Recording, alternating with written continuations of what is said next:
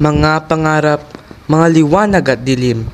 Sa kapanahunan ng kadiliman, marahil ay marami ang nagdudurusa, maraming tahimik, ngunit napapahamak. Oo, nabubuhay ang takot at paghihinagpis. Hihintayin ko ang araw na itong lahat ay lilipas, malayo sa kabiguan at pang-aapi. Kaya, kayong mga kalaban ko, mga dayuhan, huwag niyo kong salingin. No limitangere.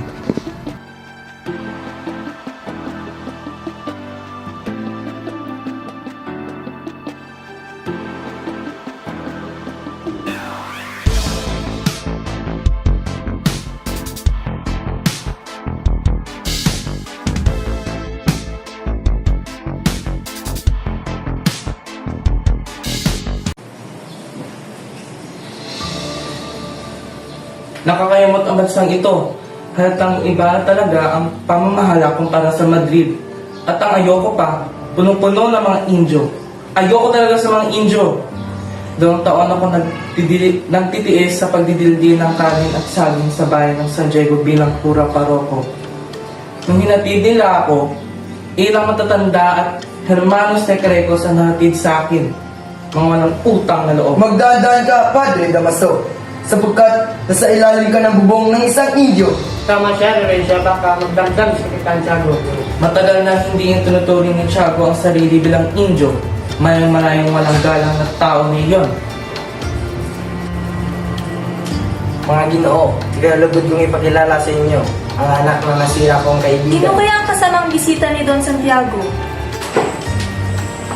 Siya ay si Juan Crisostomo Ibarra. Ilulugod ko yung lahat ng kilala. Aba, Padre Damaso, ang pura ng Santiago, ang matalik na kaibigan ng aking ama.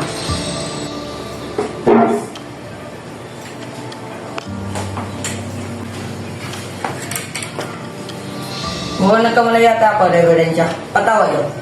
Hindi ka nagkakamali. Ngunit kailanman, hindi ko naging matalik na kaibigan ng iyong ama.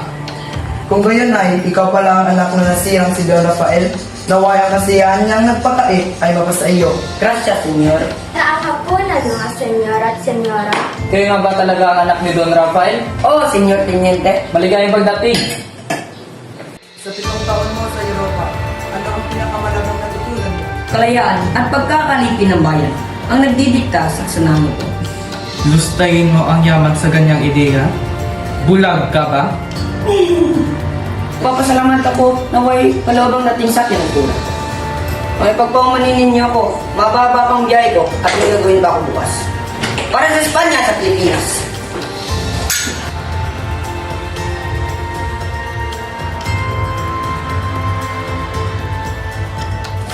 Senyor Ibarra, Senyor, kayo pala, ginulat niyo ako. mag-ingat kayo, senyor. Maging aral sana sa inyong nangyari sa inyong ama. Tila alam mo kung anong nangyari sa aking ama. Ang iyong ama ay namatay sa bilangguan. Bilanggo, di kaya nagkakamali ka? Di ako maaari magkamali. Si Don Rafael na pinagbintangan na ere at filibustero ni Padre Damas. Bilanggo? Paano siya na ibalanggo? Sa kasamaang palad, namatay ang kolektor. Pagkatapos ng insidente, ikinulong ang iyong ama, itinakwil ng lahat at pinagbintangan na ere at filibustero. Sa kulungan, bumagsak ang kanyang kalusugan at doon namatay. Kaya pala di sinabi sa akin ni Kapitan Tiago.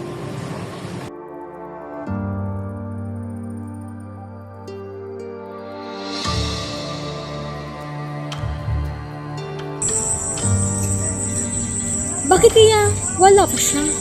Asa na ba siya? Magandang araw, Tia Isabel. Magandang araw din ninyo. Nandito si Maria Clara. Sundin lamang isip tatawagin ko. Sige po. Nakapunta ka nga sa Europa. Tila, promise na yung mga salita. Marami kasi kung binubola ng mga babae doon. Labis ako nagpapasalamat dahil napagkasunduan na ipapakasal ako sa pinakamagandang babae. Higit ako nauna sa Jesus. Maria, kailangan ko nang umuwi dahil araw ng pagkalutas. Ialay mo ito sa iyong mga magulang. Jesus ka mo. Salamat, mahal ko. Yes.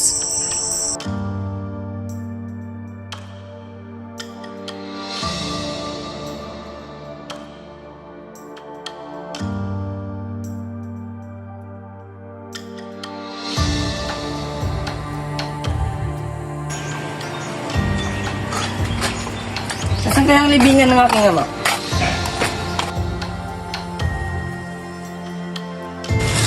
Magandang araw. Ano yung nakatirik ng malaking truck dito? Sinunog na yun. Sinunog? Kung sana na malaking kura, senyor. At ang bangkay... Ilibing ko daw sa mga libingan ng mga Pasensya na, senyor. Masyadong mabigat. Umulan pa ng gabing yun. Ay tinapon ko na sa ilog. Ang bangkay ng aking ama, tinapon mo sa ilog. Ano ginawa mo sa aking ama? Wala akong kinalaman dyan. Nagkakamali ka. Anong wala? Sabihin mo! Hindi ako yon. Si Padre Damaso ang nag-utos.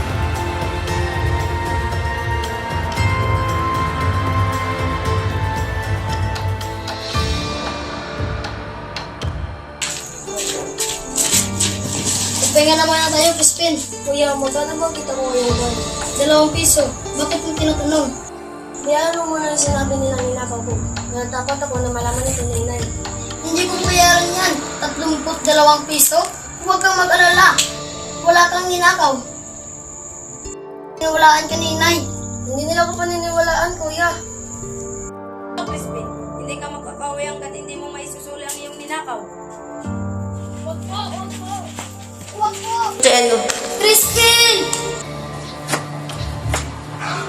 Masarap ang niluto ko. Gutom na siguro yung mga anak ko.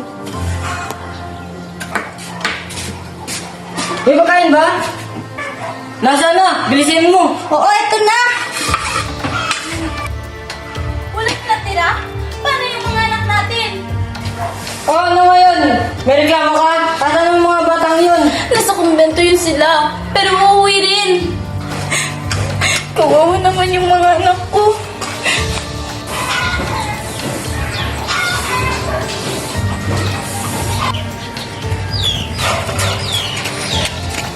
Nay!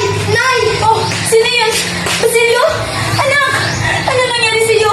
Bakit ka umiiyak? Si Crispin po! Naiwan sa kumbento! Nagkatagat ng buha ko! Pinagbitangan siya nagnakaw! Nagnakaw? Ang bait ng anak ko! Bakit kailangan natin magdurusa sa kahirapan? Inay! May sugat ka, anak!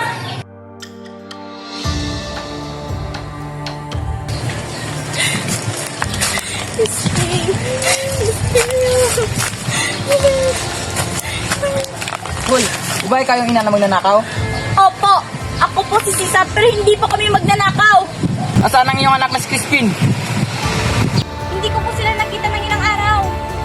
Isauli mo, ang pera ang ninakaw ng iyong anak. Senyor, kahit gutom kami, hindi kami magnanakaw. Halika, tama natin sa kulong. Ayoko! Sigilan mo ako!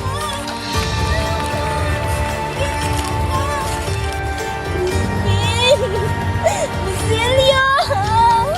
Ang anak! Asa na kayo?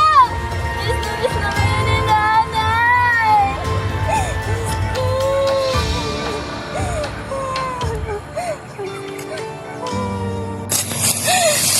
Dahon?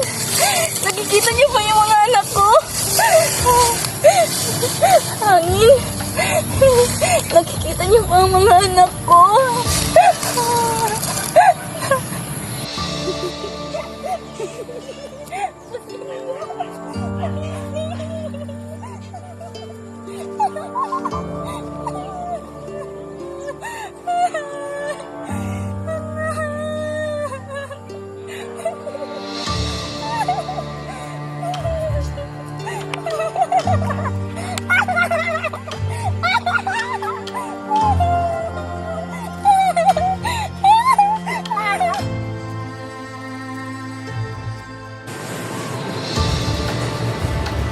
Nabala ko po kaya tayo. Itis po. Oh. Nariyan ko pala kayo, Ginoo. Ano yung paglilingkod ko sa inyo? Bakit po kayo nasusulat ng hieroglyph? Sumusulat ako para sa inaharap. Baka hindi ito magamit ngayon. Ngunit sa inaharap, ang salinlay ay matatalino. Anong wika ang inyong ginamit? Sa sariling wika natin, wikang Tagalog.